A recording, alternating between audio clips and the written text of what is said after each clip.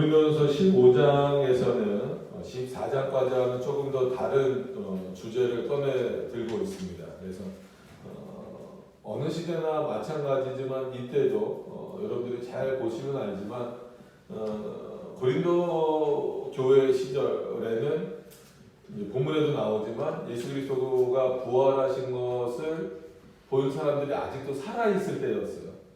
실제로 그가 승천하시는 모습, 그게 이제 신비로운 모습으로 올라가셔서 구체적인 어떤 묘사가 이렇게 성경에서 구름 타고 가셨다, 이렇게 하늘로 올라가셨다, 이렇게 돼 있지만 어찌 됐건 간에 아주 구체적으로 봤던 사람들이 남아 있음에도 불구하고 어떤 일들이 있는 거예요. 그거는 진짜 부활이 아니다라고 주장하는 사람들이 여전히 많이 있었고, 그 영향을 어떻게 보면 고린도 교회는 물론 그 지역이 고린도 교회만 있는 건 아니지만 고린도 교회에 있는 지역의 많은 교회들이 영향을 받고 있었다라고 하는 거예요. 그래서 우리가 바울의 편지 형태로 쓰여져 있는 이런, 특히나 바울 서신서라고 불러지죠.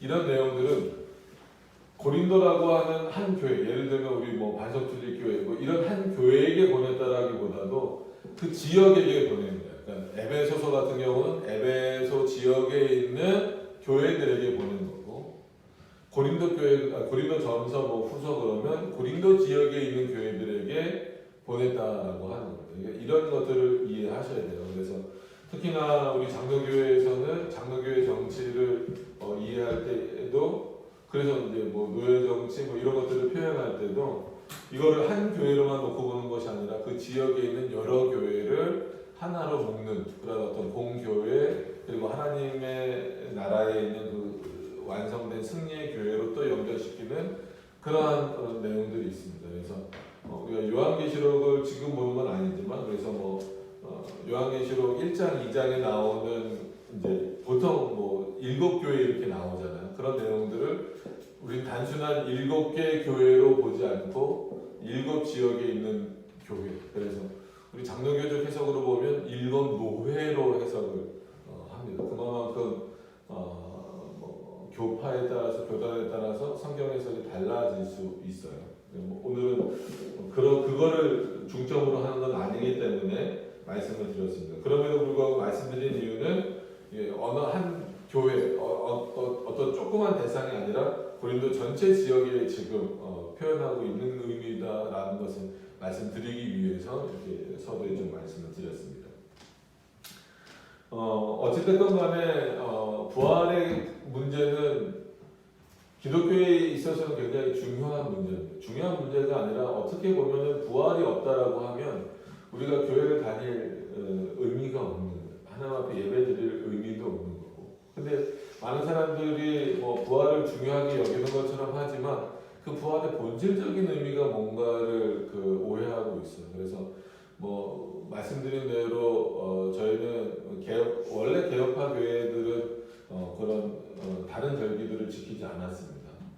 구약의 절기를 지키지 않은 것이 이제 그리스도가 오심으로 완성되었기 때문에 더 이상 구약의 제사법과 같은 의식법이라고 말할 수도 있고 제사법이라고 말하는 그런 그 절기들을 지키지 않을 뿐 아니라 인간의 자의적으로 만들어진 성경에 기록되지 않는 그런 절기들은 지키지 않는 겁니다. 그리고 특히나 부활에 있어서는 그럼 부활을 지키지 않으면 부활을 거절하는 것이냐라고 해서 그렇지 않습니다. 그래서 구약에는 안식일 개념이 그거잖아요. 하나님이 창조, 그러니까 7일 동안, 그러니까 6일 동안 창조하시고 맨 마지막 날 안식하시면서 쉬셨던 것을 기념했다라고 한다면 하나님께 영광 돌리고 예배드리는 의미는 똑같지만 그 날이 바뀌었다라고 하는 것에 있어서는, 그럼 우리가 왜 신약시대 이후에는, 그러니까 더 정확하게 말씀드리면 그리스도가 부활하시고 승천하신 이후에는 주일날 예배드립니까? 라고 하냐면 주님의 날이잖아요. 그 주님의 날이 어떤 날이냐면 부활하신 날이란 말이에요. 그래서 안식 후 첫날에 부활하셨기 때문에 어떻게 보면은 우리는 52주 평생토록 주일날 예배드린다라고 하는 것은 그리스도가 부활하신 그 날을 기념하면서 드리는 그 의미가 우리에게는 있는 겁니다. 그래서 오히려 풍성하게 매 52주를 그리스도의 부활하심과 그 부활이 나에게 얼마나 큰 의미가 있는지, 나중에 그리스도가 그 부활하신 것처럼 우리도 부활할 것이다라는 그 신앙을 매주 확인하는 차원에서 살아가야 하는 것이 우리들의 올바른 모습인데, 말 그대로 51주는 그거에 대해서 아무 생각이 없다가 그저 그냥 한 주 아주 화려한 눈에 보이는 세레머니로 이렇게 하다 보니까 오히려 부활의 의미가 점점 더 퇴색되어져 가요. 그리고 세상에서는 그것이 그냥 어떤 그냥 기독교의 뭐 행사, 큰 행사, 세레머니 이 정도로만 인식하다 보니까 요번에도 뭐 재난 문자 오듯이 와 구청에서도 오고 부활절 행사를 자제해 주시기 바랍니다. 이런 식으로 오는 거예요. 세상이 바라보는 관점이 그거예요. 나중에 이제 성탄절 되면 또 그런 게 오겠죠. 그러니까 우리가 그리스도의 나심을 부정하는 것도 아니고 그리스도가 부활하신 것도 부정하는 것이 아닌데, 그것을 어느 한 날에 가둬서 기념하는 것은 인간의 인식의 한계이고 부족함을 드러내는 거예요. 매주 그가 이 땅에 오심에 감사하면서, 매주 그가 부활하신 것에 대해서 감사하면서 우리도 그 부활에 동참하게 되는 것에 감사할 수 있는 그런 모습이 있어야 되는 거예요. 그러니까 오늘 본문도 어떤 의미에서는 교회 질서에 대해서 14장까지 말을 했잖아요, 바울이. 그래서 단순히 고린도전서를 볼 때 13장은 어떤 뭐 사랑에 대해서 말하고 14장은 방언에 대해서 말했다. 어떻게 보면 주제별로 보면 그렇게 보여질 수 있지만 크게는 지금 고린도 교회에 아주 크고 화려한 교회가 고린도 교회였어. 그러나 바울이 보기에는 그 고린도 교회 안에 질서가 잡혀져 있지 않았기 때문에 질서를 잡는 차원에서 여러 가지 그 당시 고린도 지역의 이슈가 되는 문제들을 지금 하나하나씩 잡아가고 있는 거예요. 그래서 14장까지는 물론 방언이 핵심적인 내용이 되긴 했지만 궁극적으로는 교회 질서대로 하라. 그러니까 하나님이 세우신 질서대로 하라는 거예요. 그럼 질서대로 하는 그 과정에 있어서 첫 번째 너희들이 보여지는 질서도 중요한데 그 채우는 내용도 중요하잖아요. 채우는 내용에 있어서 너희가 아무리 질서대로 뭐 목사를 세우고 뭐 예배를 드린다 하더라도 그 안에 그리스도를 어떻게 믿느냐에 대한 문제가 해결되지 않으면 그거는 또한 어떻게 보면은 가식이고 외식일 수밖에 없다라는 거예요. 그래서 15장에 첫 번째 말하고 있는 문제가 뭐냐면 지금 너희 안에서 문제가 되고 있는 부활 문제다라고 하는 거예요. 그래서 오늘 15장 1절부터 보시면 형제들아 내가 너희에게 전한 복음을 너희로 알게 하노니, 이 얘기는 뭐냐면 이미 다 전했다라는 거예요. 예수님도 전하셨고 구약시대 사도들도 너희들에게 전했고, 그러니까 이 연결성을 다 이해하셔야 돼요. 그러니까 바울로만 한정 지으셔도 안 돼요. 바울이 나도 전했고 나 아닌 이미 다른 사도들로부터도 너희는 계속해서 들어왔었던 그 말씀, 하나님의 말씀인데, 그리고 나 바울로부터도 들었던 말씀인데 너희는 여전히 그것에 대해서 완전한 확신을 갖고 있지 못하다라고 하는 거예요. 그러니까 단순히 바울이 전한 내용에 확신을 갖지 못하고 있다라는 정도가 아니라 바울이 전한 내용, 그리고 다른 사도들이 전한 내용, 특히나 그리고 예수 그리스도가 살아계실 때 이 땅에서 전하신 내용, 구약의 선지자들을 통해서 들려진 내용들을 너희가 온전히 믿지 못한다라고 하는 것은 그건 믿음이 없는 것이다. 하나님을 믿지 못하는 것이다 라고 말하는 것과 똑같은 거예요. 그러니까 이거는 믿지 못해서, 그러니까 듣지 못해서 믿지 못하는 것과 다른 거예요. 더 문제다라는 거예요. 그러니까 정말 복음을 제대로 잘 소개받지 못해서 믿지 못하는 사람들도 있잖아요. 그런 사람들에 비해서 너희들은 많이 들었다라는 거예요. 지금 여기 그 고린도전서의 기록자로 있는 바울을 통해서도 많이 들었고 사도들을 통해서 많이 들었고 심지어 예수님을 통해서 들은 사람들도 아직 너희가 그 중에 살아 있는데 너희는 왜 그걸 모르는데? 다시 알게 하겠다. 내가 전한 복음을 너희로 알게 하노니 이는 너희가 받은 것이요. 이미 받았잖아. 내가 다시 언급하는데 이미 너희가 들은 문제다. 그렇잖아. 부활에 대해서 지금 말할 거다라고 했잖아. 그러면 부활에 대해서 끊임없이 들었어요. 바울에게만 들은 게 아니라 사도들에게도 들었고 예수님에게도 들었고 눈으로 본 자들도 있단 말이에요. 근데 바울이 또 얘기하는 이유는 뭐예요? 믿지 못한다는 거예요. 그리고 그 가운데 선 것이에요. 분명하게 하나님의 말씀은 이미 확고하게 되어져 있다라는 거예요. 여러분 하나님의 말씀은 우리가 믿고 안 믿고의 문제를 떠나서 언제나 확고합니다. 언제나 분명합니다. 하나님의 말씀이 된다. 마치 우리가 믿어야 성경이 하나님의 말씀이 되는 것처럼 오해하시면 안 돼요.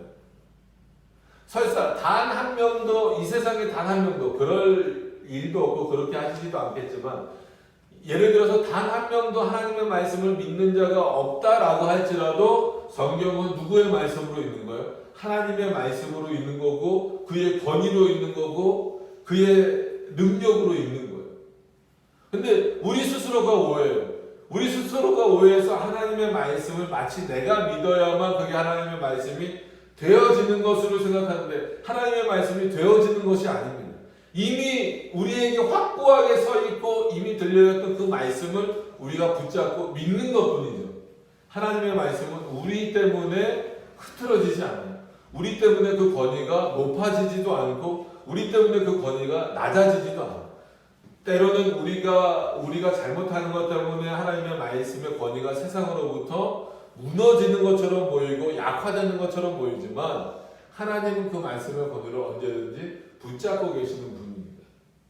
그렇기 때문에 오히려 우리가 하나님의 말씀의 권위를 더 높여야 되고, 그 하나님의 말씀의 권위를 깎아내리지 않기 위해서 더 분명하게 하나님의 말씀을 전해야 되고, 더 확고하게 서 있게 그 말씀의 증거자가 되어야 된다는 의미지, 우리 때문에 하나님의 말씀이 무너지고 우리 때문에 하나님의 말씀이 파괴되고, 현상적으로 그럴 수 있어도 본질적으로는 그렇게 될 수 없다라는 거예요. 왜냐하면 이 말씀은 누가 지키고 계시기 때문에? 하나님이 지키고 계시기 때문에. 그럼에도 불구하고 지금 고린도 교회 너희 안에서는 어떻다라는 거예요? 하나님의 말씀이 무너진 것과 같다라는 거예요. 왜? 부활도 못 믿으니까. 웃기잖아요. 그렇게 방언하면서 자기네들 높임을 드러내고 신앙을 드러내고 사랑 얘기하고 은사 얘기하면서 얼마나 자기네들의 그 잘난 것, 교만한 부분을 드러내면서 정작 그 믿음을 뜯어먹고 보니까 부활도 제대로 믿지 못하는 거예요. 너희가 그러면서 무슨 신앙이 있다라고 말하는 거예요. 이미 너희 안에 하나님의 말씀이 확고히 서 있다. 그러니까 오해하시면 안 돼요. 너희 안에 하나님의 말씀이 확고히 서 있는데 너희에게는 그 말씀이 무너져 있는 상태로 있다는 거예요. 그러니까 예를 들어서 지금 우리나라 한국교회를 향하여서도 많은 목사님들, 성도님들을 얘기하는 한국교회 말씀이 없어졌다, 무너졌다.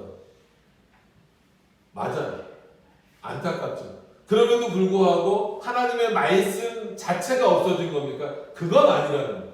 여전히 이 한국 땅에 하나님이 역사하시고 살아계시기 때문에 하나님의 말씀은 확고히 서 있는 거예요. 그러나 누구로 인하여서? 오히려 우리로 인하여서 이 말씀이 무너져 있는 것처럼 보이는 거예요. 그 모습에서, 그 무너져 있는 모습에서 확고히 서 있는, 언제나 분명하고 확고히 서 있는 그 하나님의 말씀으로 돌아와야 된다는 거예요. 그래야 가식적이지 않을 수 있고 외식적이지 않을 수 있고, 우리가 드려지는 예배 아니면 그 외의 신앙생활 모든 그 부분들이 정말 하나님의 영광을 위한 모습들이 될 수 있다라고 하는 거예요.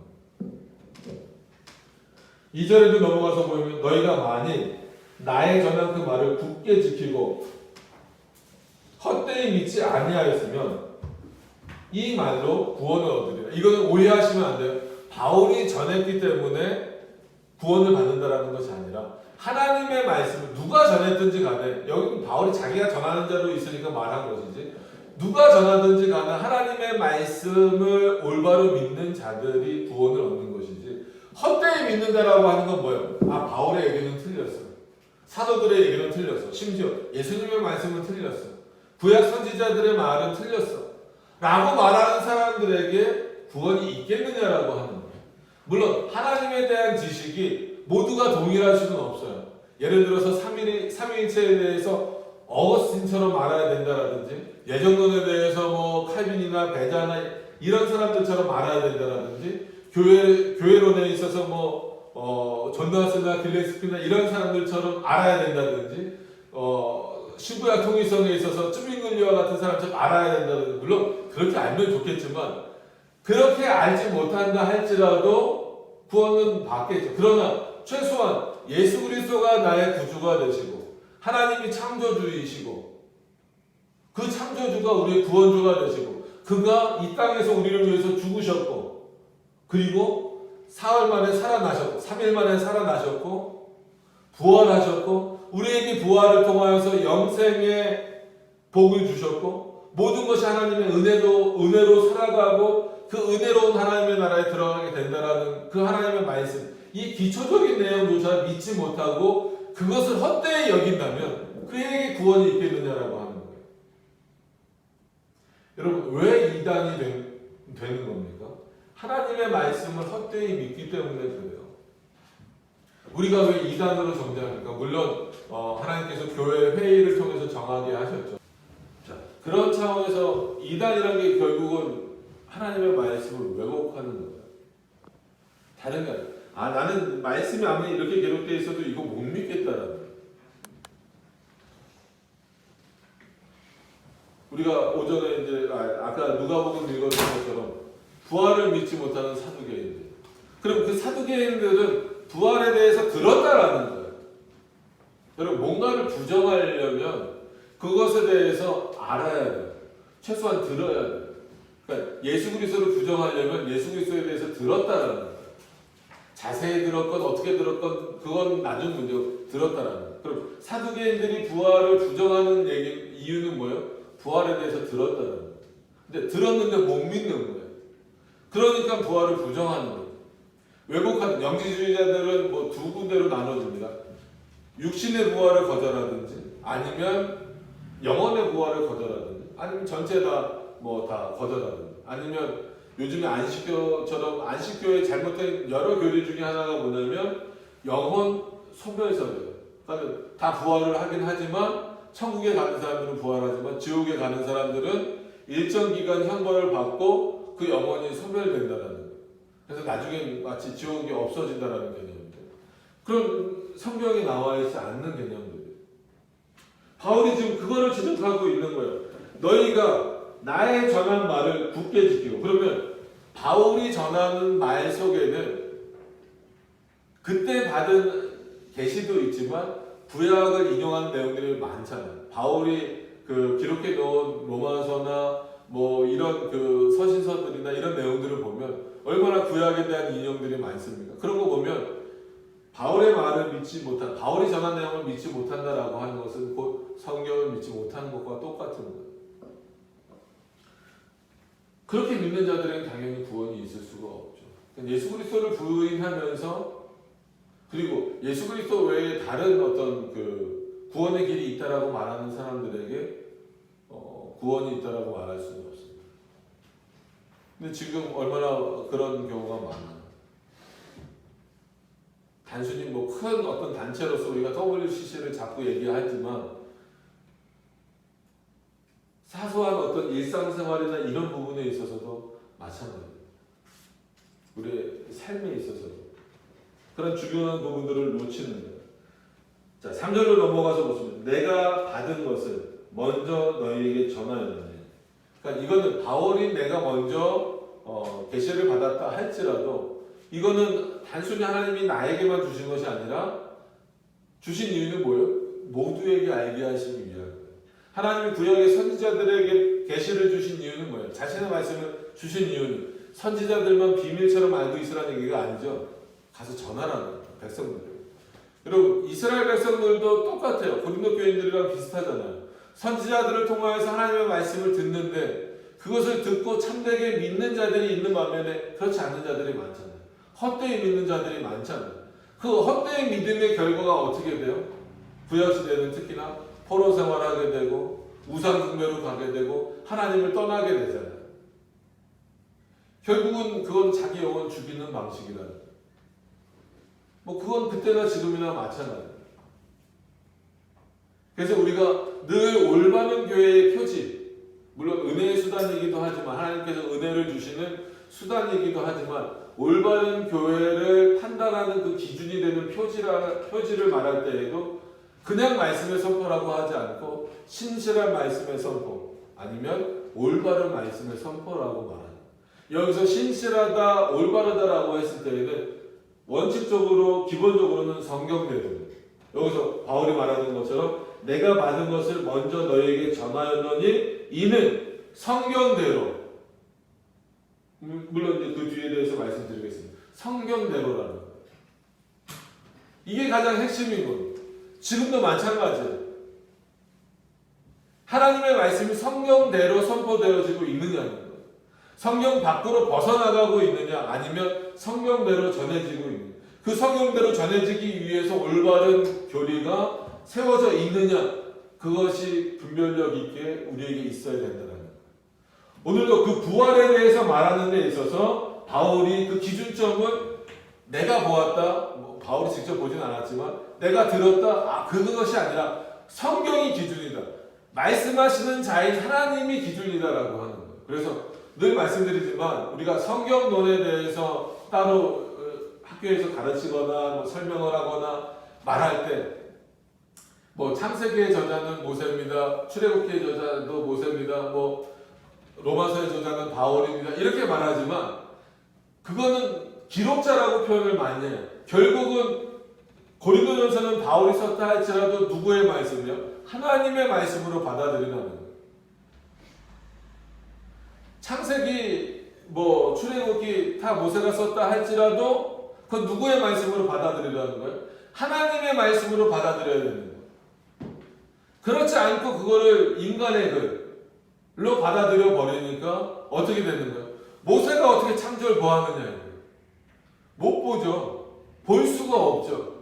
그러니까 인간의 이성과 충돌되니까 그거는 이미 있는 내용도 그냥 짜집기 한 거. 이렇게 돼버리는 거예요. 이것도 바울의 그냥 편지로 볼 수 있어요. 형태가 편지 형태니까. 그럼 바울의 글이야. 그것이 아니라 하나님의 말씀. 그 근거는 성경대로예요. 자, 성경대로 뭘 말합니까? 그리스도께서 우리 죄를 위하여 죽으셨다. 이건 하나님께서 이렇게 작정하셨다는 거예요. 우리는 이 부분을 성경대로라고 하는 것을 첫 번째로 어디랑 연결시켜야 돼요? 하나님의 말씀으로 연결시켜야 돼요. 그럼 하나님의 말씀이 어떻게 성경을 통해서 주어졌을까? 라고 했을 때에는 물론 계시의 방법이지만 그 내용적인 측면에서는 하나님의 작정하심의 내용대로 우리에게 알리시는 방식이구나.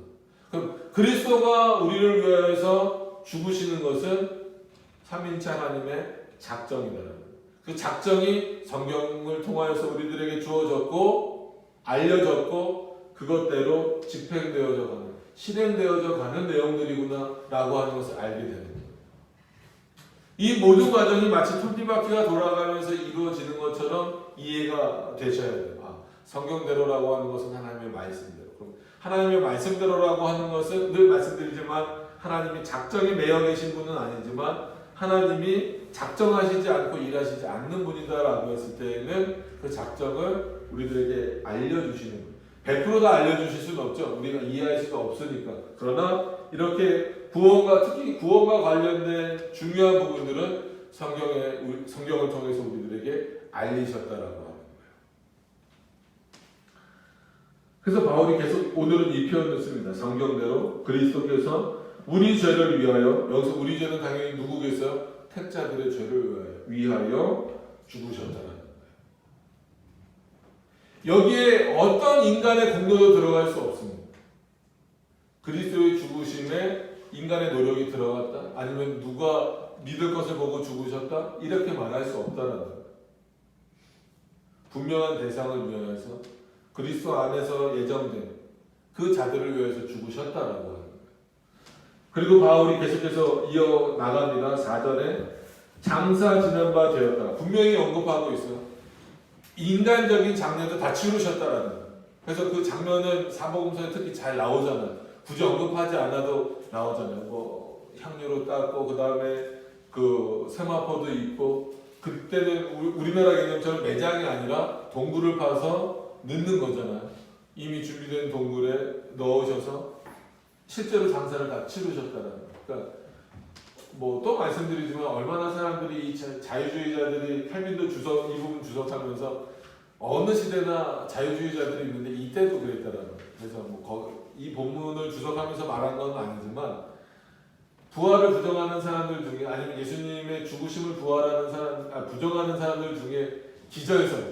여러분 어떻게 머리에 가시관이 쓰이고 손에 못이 박히고 발에도 못이 박히고 옆구리에 창이 찔려서 물가피를 다 쏟았는데 기절만 할 수 있는 사람이 어디 있어요? 그러니까 실제로 기절설이 있는 거예요. 기절설이. 역사 가운데 있어요. 그러니까 참 허무맹랑한 소리가 있으면 그걸 믿는 사람들이 또 있습니다. 그 다음이 뭐예요? 도적설이에요. 제자들이 아주 이 한마디로 충심이 많은 제자들이 예수님이 부활한다고 했는데 돌아가셨으니까 그 부활을 거짓으로 이렇게 부활했다라고 말하기 위해서 그 앞에 지키고 있는 로마 병사들을 뭐 제압했다는 사람들도 있고 회유했다는 사람들도 있어서 돌을 자기네들이 이렇게 굴려서 예수님의 시체를 훔쳐갔다는 거예요. 훔쳐가서 딴 곳에 몰래 두고 봐라 예수님의 무덤이 빈 무덤이지 않느냐 아니면 원래 거기다 갖다 두지 않았다 쇼를 했다 이거예요. 한마디로 서로 짜고 로마와 짜고 그래서 예수님이 부활했다는 것을 말하는 거예요. 참 우리가 듣기에는 허무맹랑한 얘기죠. 근데 이런 얘기들을 믿는 사람들이 있어요. 그리고 시대적으로 많을 때가 있어요. 그래 예수님이 어떻게 부활을 해? 한번 죽었으면 끝난 건데 뭐 인간이 되셨다면서 이게 뭘 못 믿는 거예요? 예수 그리스도를 못 믿는 거예요. 그가 우리 구주라는 것을 못 믿는 거고 예수 그리스도가 하나님이시면서 동시에 인간이시다라고 하는 것을 못 믿는 거예요. 이건 확고히 너희들에게 알려져 있는 말씀을 헛되이 믿는 것과 똑같은 거예요. 이런 자들에게 구원이 있을 수 있습니까? 없어요. 예수 그리스도는 그런 자들을 위해서 죽으실 이유가 없는 거예요. 우리가 죄사함을 받는 데 있어서도 마찬가지예요. 그리스도가 이런 과정을 통하여서 우리를 위해서 죽으셨는데 우리가 구원받는 것에 있어서 또 우리의 노력이 필요하다면 예수님의 이런 죽으심이 무슨 의미가 있겠냐는 거예요. 진짜 로마 가톨릭처럼 반쪽짜리 죽음밖에 안 되는 거예요. 인간의 공로가 필요하다는 거예요. 이런 차원에서 한 번 구원은 영원한 구원이 될 수밖에 없어요. 만약에 인간의 노력이 필요한 죽음이라면 이렇게까지 하실 이유가 없는 거예요. 내가 너희를 위해서 죽었어도 너희가 노력하지 않으면 너희가 애쓰지 않으면 평생 나를 붙잡지 않으면 구원에서 떨어질 수 있다 그러면 반대로 그리스도의 죽음이 100%가 아니라면 우리의 죄사함에 있어서 부활에 있어서도 마찬가지입니다. 더 나아가서는 그의 속죄의 완전성에도 문제가 생기는 거죠. 반드시 너희들의 노력이 있어야 된다라고 하면 우리가 그렇게 그리스도를 향하면서 눈물을 흘릴 이유가 없어요. 감사할 이유도 없어요. 왜? 내가 노력해서 얻는 거니까. 일정 부분은. 어떻게 구원의 문제를 그리스도와 인간이 협력해서 이룰 수가 있습니까? 그리고 이렇게 해서 자신의 백성을 구원하셨는데 빼앗기신다? 우리가 로마서 읽었잖아요. 빼앗길 수 없다라고. 너희가 이런 내용들을 믿지 못하면서 어떻게 너희 신앙이 올바르다라고 말할 수 있냐라고 지금 바울이 말하고 있는 거예요.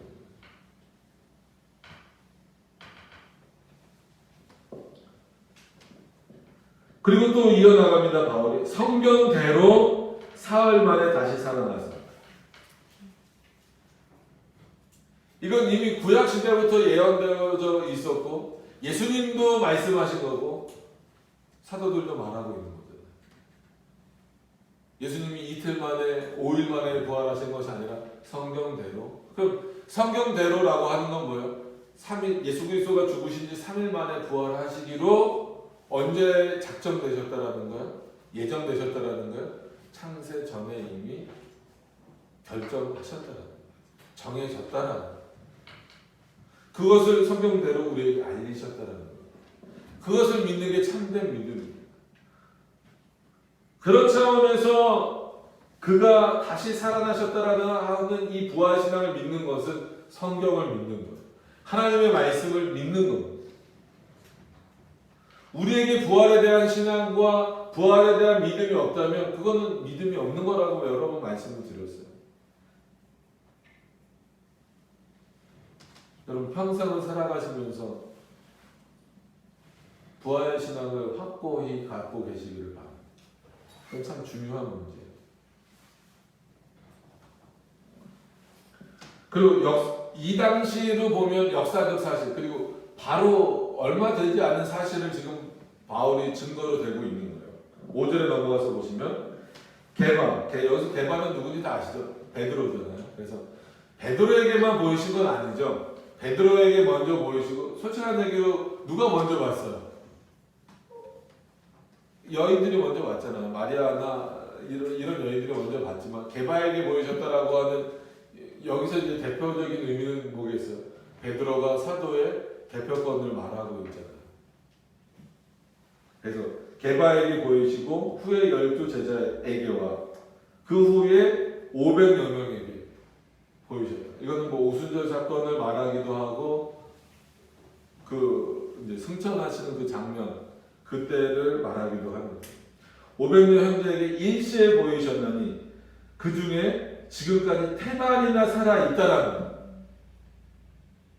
여러분, 고린도 전서가 전해지는 이 시대에도 사도들도 살아 있어요. 아시겠어요?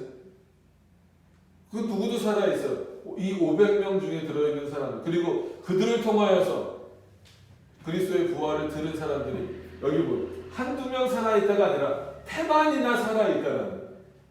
그런데도 너희들이 지금 못 믿느냐? 그러니까 어떤 이는 잠들었으면 거기서 이제 죽은 사람들도 있을 거 아닙니까?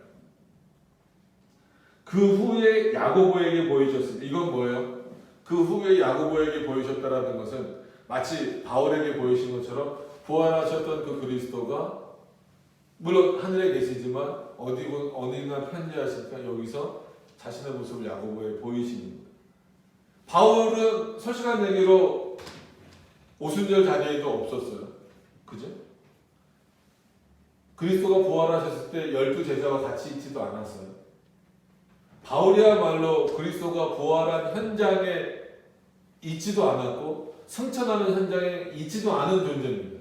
그럼에도 불구하고 바울도 뭐라 그래요? 나도 그리스도를 만났다. 다 아시죠? 어디서 만났어요? 다메섹 도상에서 만났다. 바울이 지금 그 말을 하고 있는 거예요. 8절에 그러니까 7절 이후를 한 번 더 설명드리고 넘어가요. 그 후에 야고보에게 보이셨으며 그 후에 모든 사도에게와 8절 맨 나중에 만삭되지 못하여 난 자 같은 내게도 보이셨다. 여기서 만삭되어 나지 못한 자 같다라는 것은 진짜 우리나라 말로 하면은 뭐 팔싹둥이, 칠싹둥이 이렇게 되잖아요. 그래서 이거를 실제로 문자적으로 해석하는 어떤 그런 성경학자들도 있고요. 이것을 이제 바울은 늘 자기를 겸손하게 낮추는 표현을 쓰잖아요. 그래서 나는 죄인 중에 괴수다라고 표현을 하잖아요.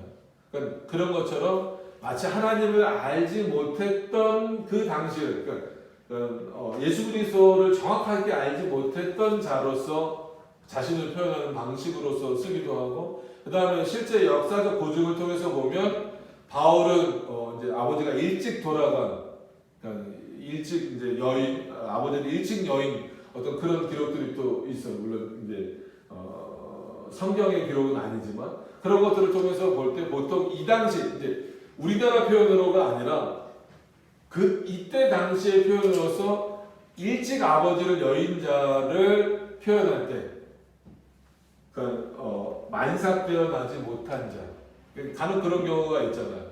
뭐 우리나라도 이제 전쟁도 겪고 뭐 막 그런 어려움을 겪은 나라다 보니까 진짜 엄마 뱃속에 있는데 아버지가 죽는 경우, 이런 경우들 뭐 예전에는 뭐 요즘에는 좀 그렇지 않아도 우리나라도 종종 있었단 말이에요. 그러니까 그런 어떤 의미로 표현하는 거, 마치 아버지가 없었다. 그러니까 어떻게 표현하든지 간에 바울은 뭔가 부족함이 있는 자라는 거예요.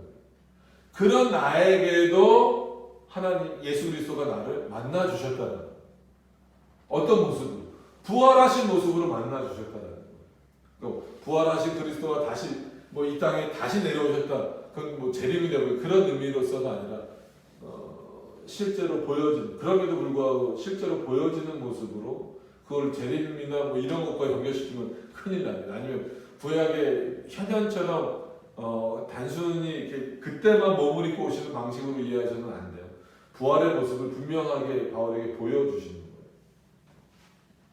그래서 편재성을 말할 때 좀 하여튼 뭐 나중에 설명드릴 기회가 있을지 모르겠지만 신성과 인성이 분리되지 않는 그리스도, 그게 여기서도 중요한 거예요. 토투스라는 표현을 씁니다.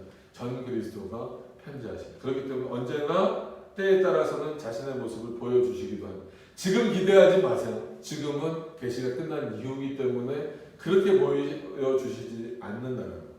우리가 보통 이제 성찬을 할 때 그리스도가 실제로 임하신단 말이에요. 눈에 보이지 않지만 실제로 임하시는 방식. 그렇기 때문에 우리는 성찬에서도 어떤 방식이라고 말하냐면 영적 임재설이다 이렇게 표현합니다. 그건 실제로 임재하신다. 기념하는 정도가 아니고 눈에 안 보이니까 안 계시지, 역사 안 하시지 이렇게 생각하시면 안 된다는 거예요. 그건 이제 기독교 강의 또 성례 부분 나가면서 더 자세히 보실 겁니다. 자, 이렇게 표현을 하면서 그리스도가 이렇게 보여주지 않았느냐. 그리고 그 그리스도의 부활을 증거할 만한 자들이 하나님의 말씀도 있고 역사 가운데, 이 당시의 역사 가운데 아직도 많이 살아있지 않느냐. 근데 너희들은 왜 믿지 못하느냐. 이거는 어떻게 보면 고린도 교회의 현실을 아주 냉정하게 비판하고 있는 거예요. 겉보기는 화려하죠. 여러 번 설명드린 것처럼 고린도 지역은 무역하고 있는 지역이기 때문에 무역하면 아무래도 돈이 많겠죠. 그럼 본인 생활도 화려하겠지만 건물도 화려하게 질 거 아닙니까? 성전도 그럼 화려하게 짓겠죠. 그래서 다른 지역에 비해서 돈도 많고 누가 보더라도 화려한 지역이에요. 그래서 겉으로 보기엔 야, 참 멋있다, 훌륭하다. 우리가 교회를 판단할 때 그렇게 판단하는 경우도 많잖아요. 이건 절대 큰 교회를 비난하는 거 아닙니다. 보면 야, 참 저 교회 건물 너무 멋있다. 야, 멋진 교회다. 뭐 그렇게 표현할 수 있어요. 건물 자체를 보고 멋있다 그러고 말하는 거를 뭐 틀렸다고 말할 수는 없잖아요. 근데 그렇다라고 해서 그 교회 안에 말씀이 있다라고 바로 연결할 수는 없는 거예요. 이건 큰 교회 비난하는 거 아닙니다. 큰 교회 안에도 하나님의 말씀이 당연히 있어요. 중요한 건 고린도 교회가 이렇게 겉모양으로 화려함으로 채워져 있다라고 해서 너희 안에 말씀이 있는 거 아니라 지금 너희 상태로 보면 분명히 겉모양으로는 훌륭한 교회인 것처럼 보이지만 잘하고 있는 것처럼 보이지만 너희 안에를 들여다보면 지금 이렇다. 부활에 대해서도 흔들리고 있다. 즉 예수 그리스도 부활하신 지 얼마나 됐다고 너희들의 모습이 흔들리고 있다.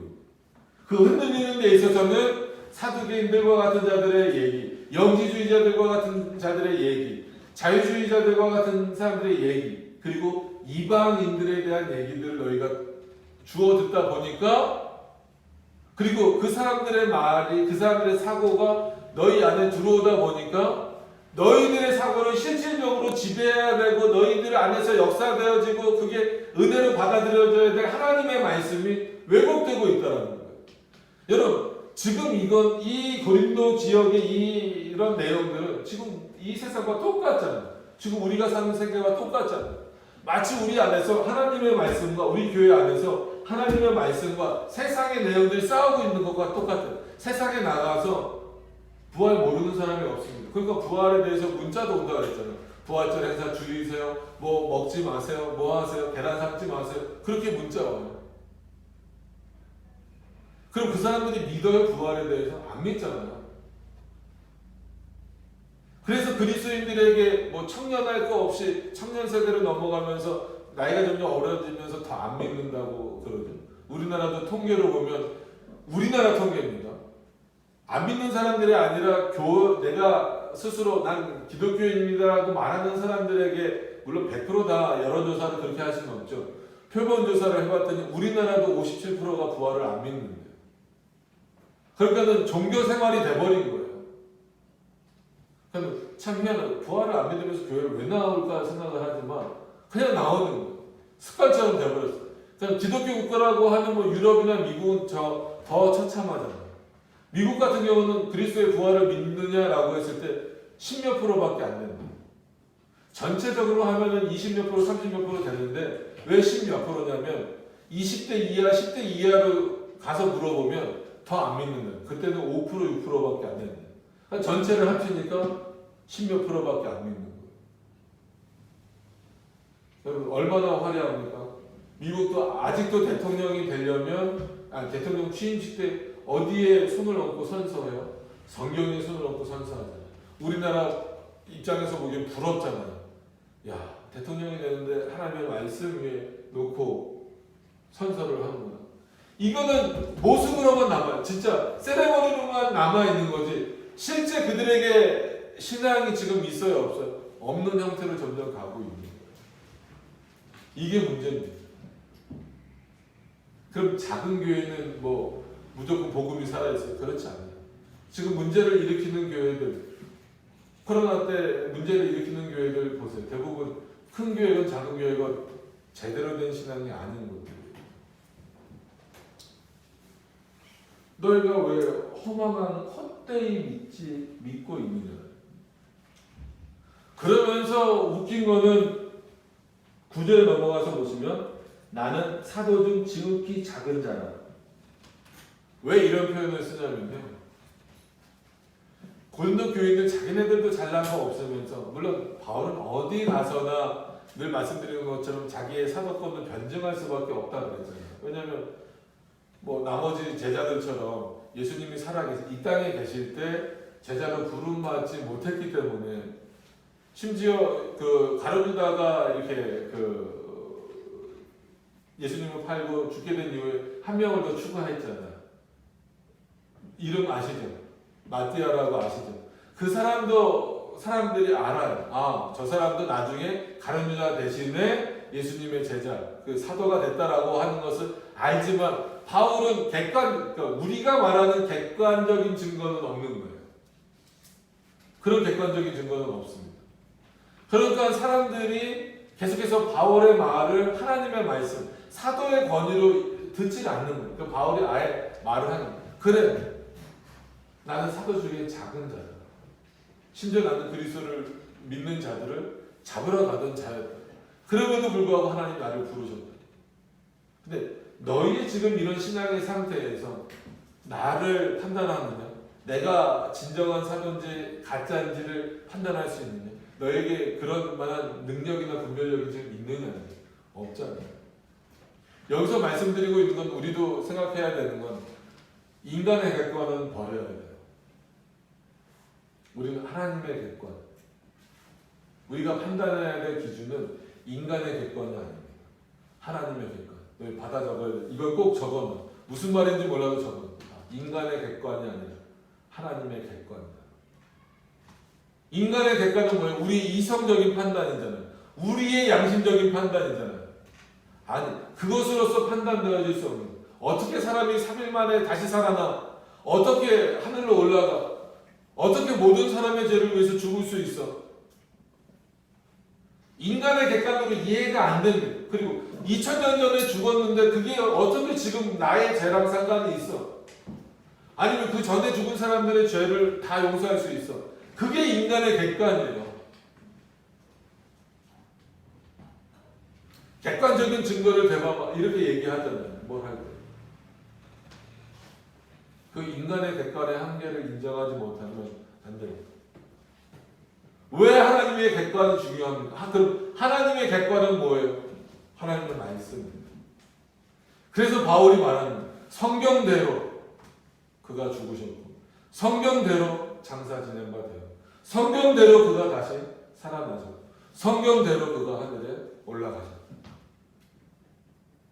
그리고 그 성경대로 말씀하시는 그 그리스도가 야고보와 사도들에게도, 게바에게도, 즉 베드로에게도, 그리고 나에게도 마치 아비가 없는 자, 아니면 여기 표현대로 뭐예요? 만삭되어 나지 못한 자인 나와 같은 자에게도, 사도 중 가장 작은 나에게도 보이셨다. 이게 하나님의 객관. 내가 사도권, 즉 바울 스스로가 내가 사도권을 증명할 인간적인 객관은 없다. 너희들에게 보여줄 것은. 그죠? 아무것도 없죠. 하나님의 객관이 나를 사도라고 말한다. 참 어려운 부분이긴 하지만 바울은 이런 차원에서의 사도권을 변증하고 있어요. 여러분, 어떤 차원에서는 이제 그 사도행전이나 이런 부분들을 우리가 살펴보고 이러면은 바울이 인간적인 객관적인 자료들도 제시할 수 있어요. 왜냐하면 그 같이 전도 여행을 했던 인물 누구죠? 바나바라든지 그다음에 그 마가라든지 이런 인물들이 충분히 바울의 사도권을 변증해 줄 수 있어요. 왜냐하면 그 사람들은 이미 다른 사람들에게 하나님의 말씀을 전하는 자들로서 인정을 받은 자들이기 때문에 그런 권위를 가진 자들이기 때문에 충분히 바울의 변증을 정말 이렇게 못 믿겠으면 마가한테 가서 물어봐. 바나바한테 가서 물어봐. 내가 어떻게 사도가 됐는지 그들은 다 알아. 라고 할 수 있어요. 근데 단 한 번도 그 얘기 꺼내지 않습니다. 우리는 답답하면 막 인간적인 대가 꺼낼 수 있잖아요. 근데 바울은 하나님의 객관을 늘 말하는. 그게 뭐예요? 하나님의 말씀. 성경이 그렇게 말합니다. 하나님 말이 그렇게 말씀하십니다.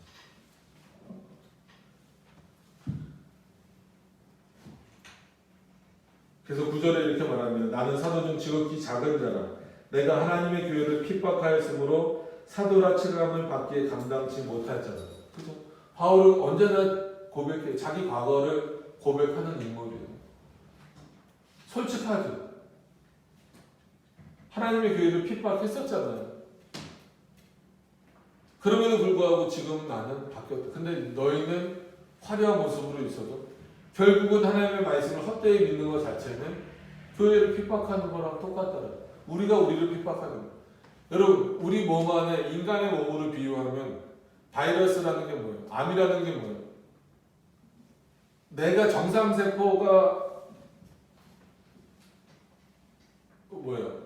변이 돼서 잘못돼서 정상세포를 공격하는 거잖아요. 외부 바이러스가 들어와서 우리의 세포를 공격해서 병이 생기는 경우도 있지만 그렇지 않은 경우가 많아요. 우리 세포 안에서 스스로 변이 돼서 잘못돼서 그건 뭐 외부의 음식이라든지 뭐 영양이라든지 뭐 이런 예를 들어서 미세먼지라든지 이런 것들로 인해서 세포가 변형된 거 아니에요. 한마디로 이런 것처럼 잘못 변이된 거 아니에요. 그래서 내 세포를 내가 공격하는 방식이에요. 그게 또 병의 한 원인이잖아요. 똑같은 거예요. 교회가 하나님의 말씀으로 올바로 서지 않고 하나님의 객관 앞에 올바르게 서 있지 못하면 교회가 교회를 공격하는 시대가 되어버립니다.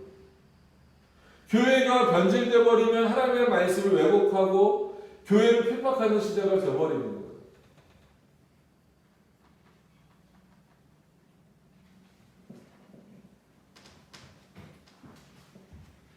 바울이 그랬었다라는 거예요. 10절에 그럼에도 불구하고 그랬던 나였지만 나의 나된 것은 즉 뭐예요? 내가 그럼에도 불구하고 하나님의 사도가 된 것은 하나님의 은혜로 된 것이다. 그죠? 바울에게 있어서 예수 그리스도의 제자가 예수 그리스도의 사도가 되고자 하는 마음이 스스로에겐 전혀 없었어요. 그죠? 늘 다메섹 도상의 얘기를 말씀드리지만 예수 그리스도를 믿는 자들을 잡으러 가는 길이었잖아요. 그런 바울에게 단 1%라도 단 0.001%라도 내가 그리스도를 믿어보겠다는 마음이 있었겠냐고요. 없단 말이에요. 그럼에도 불구하고 바울이 사도가 될 수 있었던 것은 누구 때문이랍니까? 하나님의 은혜 때문이랍니다. 여러분, 저와 여러분들이 이 자리에 있는 것도 우리가 하나님께 요청해서 된 거 아닙니다. 하나님이 우리를 부르셨기 때문에 우리가 이 자리에 우리가 우리의 모습을 정말 나된 모습으로 있는 거예요. 내게 주신 그의 은혜가 헛되지 아니하여 내가 모든 사도보다 더 많이 수고하였으나. 맞죠? 이거 부정할 수 있어요? 다른 사도들보다 바울이 더 많이 일했잖아요. 이거 부정할 수 없어요. 그럼에도 불구하고 이거를 지금 바울은 자기 공로로 돌리고자 얘기하는 겁니까? 절대 그렇지 않아요. 고린도 교회 안에 그런 모습이 너무 많았단 말이에요. 나 이 정도 이랬습니다. 나 이 정도 이랬습니다. 마치 바리새인들처럼. 바리새인들이 그랬잖아요. 길거리에 나가서 했던 이유가 뭐예요? 나 이렇게 기도합니다. 너네 기도 안 하지? 난 이렇게 기도해요. 사람들에게 알리는 이유가 뭐예요? 자신을 드러내는 거잖아요. 어떻게 보면 그런 바리새인들보다도 바울이 더 많은 일을 했어요. 그럼에도 불구하고 내가 모든 사도보다 더 많이 수고하였으나 내가 아니요 그것은 내가 아니요 오직 나와 함께 하신 하나님의 은혜로 가능했다라는 거예요. 모든 것을 누구에게 돌리는 거예요? 하나님께 돌리는. 단 1%도 자신에게 돌리지 않아요.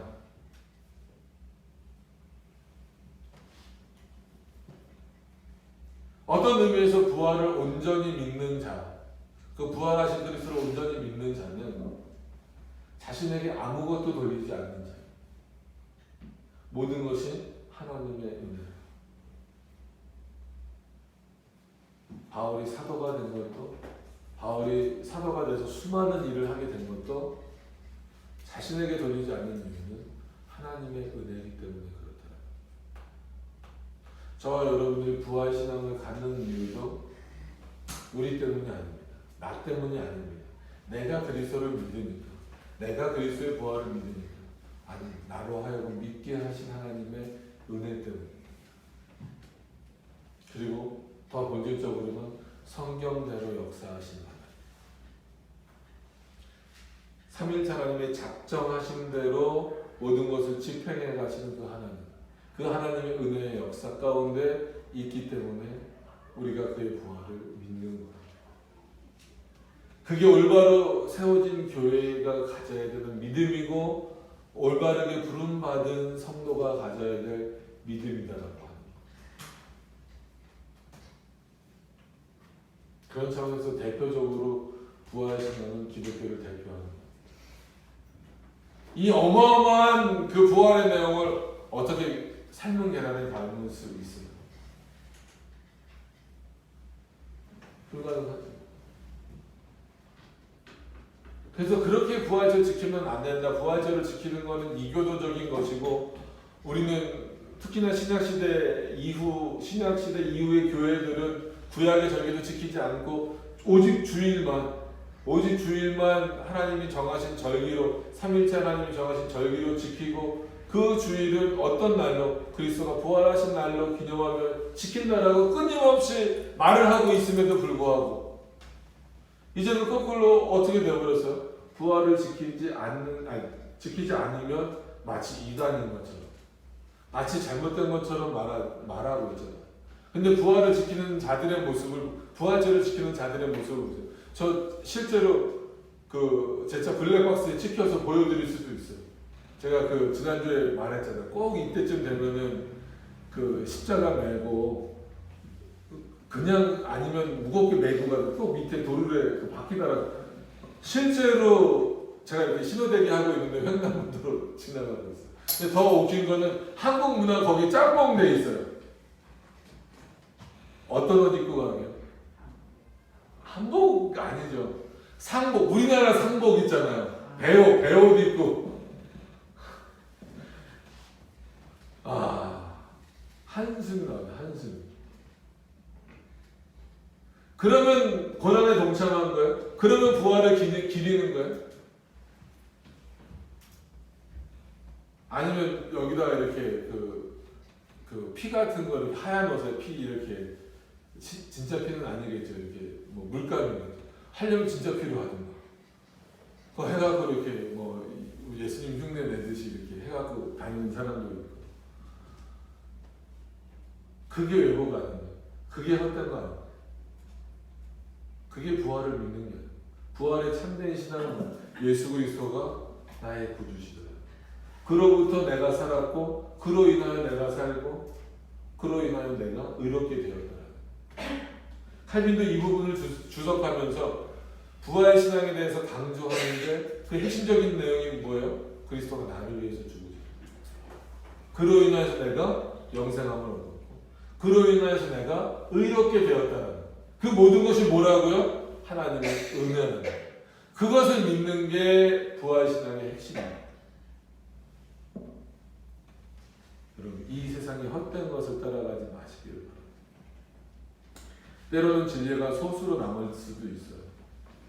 어떤 면에서는 점점 더 그런 시대가 돼가는 것 같아요. 우리는 다수결의 원칙이라고 하는 인간의 객관을 갖고 있잖아요. 진리가 다수결로 결정될 수는 없잖아요. 그렇기 때문에 인간의 객관이 아니라 하나님의 객관을 늘 말씀드려요. 하나님의 객관은 뭐라고요? 성경대로라고 하는 이 바울의 이 표현 안에 다 들어가 있는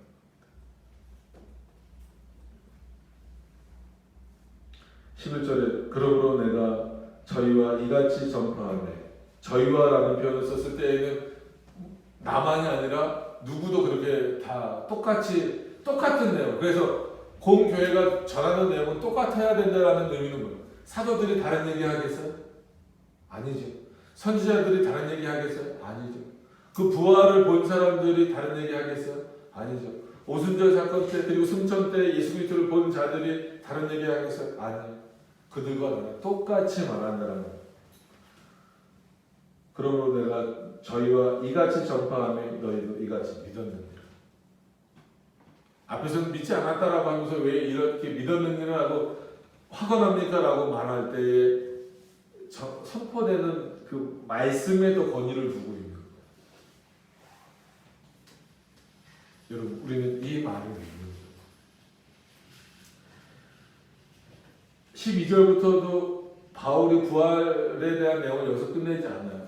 더 진행을 시킵니다. 다음 주에 또 우리가 살펴볼 내용인데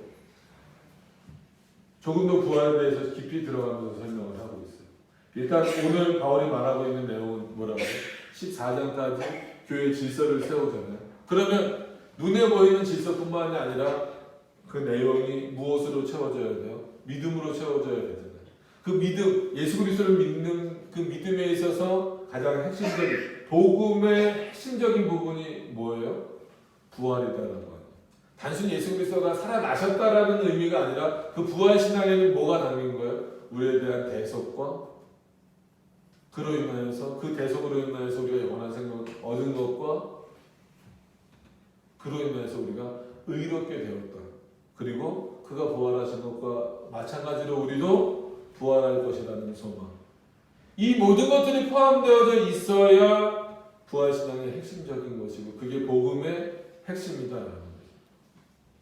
여러분 그런 신앙을 물론 하나님이 허락하셔서 갖고 계시지만 더욱더 확고히 하셔서 이 혼탁한 세상 가운데 어떤 다른 것으로 섞이지 않고 하나님의 말씀이 기준이 되어서 늘 살아가실 수 있는, 믿고 살아가실 수 있는 우리 모두가 되어지기를 바랍니다. 기도하고